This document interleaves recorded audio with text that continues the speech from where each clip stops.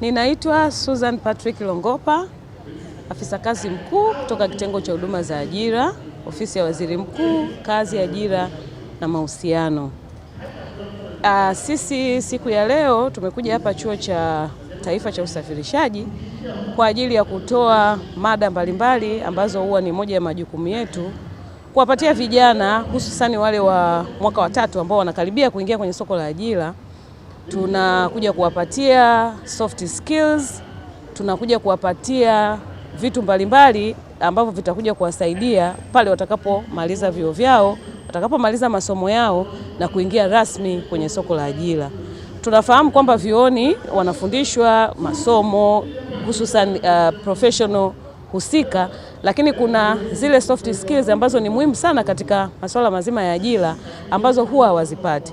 Kwa hiyo ofisi ya waziri mkuu kupitia kitengo chake cha huduma za ajira, hili ni moja ya jukumu letu kuwapatia vijana hususani wa graduate watarajiwa ambao wataingia kwenye soko la ajira kupata hizi soft skills ambazo zitakuja kuwasaidia katika masuala mazima ya kutafuta kazi na kuweza kuajirika hapo baadaye.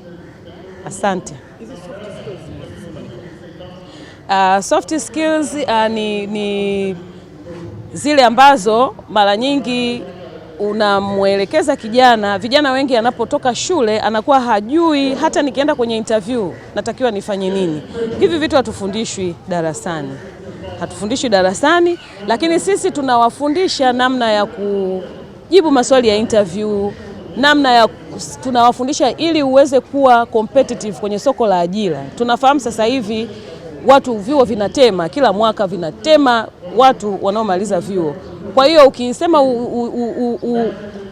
ukomae tu na kwamba mimi nimesoma uhasibu labda na degree ya uhasibu wanamaliza karibia a lot of uhasibu nchi nzima kila mwaka. Lakini kuna vitu vya ziada ambavyo ili mtu uweze kujitofautisha na mhasibu mwingine lazima uvifahamu.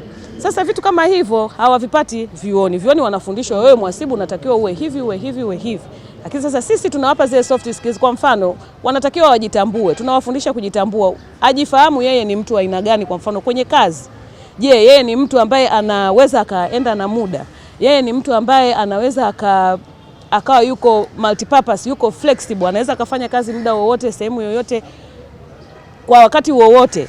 Kuna skills watu hawajitambui, vijana wengi hawajifahamu, hawajijui zile positive characteristics zao in relation to work, kwamba ili mtu uwe mfanyakazi mzuri, uwe mfanyakazi bora, ni vitu gani hasa unatakiwa kuwa navyo. Na vitu hivyo ndio vitu vya msingi ambavyo waajiri wengi huwa wanaviangalia. Kwa hiyo sisi tuko kwa ajili ya kuwapatia vitu hivyo. Tunafanya kupita kwenye vyuo mbalimbali nchi nzima, tuna ofisi nyingi tunapita, wenzetu wako sehemu nyingine huko wanafanya.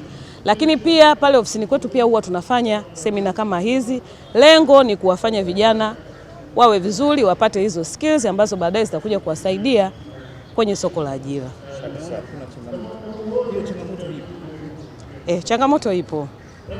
Changamoto ipo. Sisi tunadili na hawa vijana, tunawafanyia pia preliminary zile interviews. Kwa kweli changamoto ipo na ni kubwa.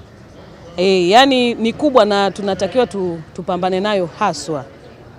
Changamoto ipo, lakini tunaendelea vizuri. Tunaamini tunachokifanya hichi, tunavyopita kwenye vyuo pamoja na tunavyoalika kwenye ofisi zetu mbalimbali kuwapa mafunzo haya, tunaamini itasaidia na italeta matunda mazuri hapo baadaye.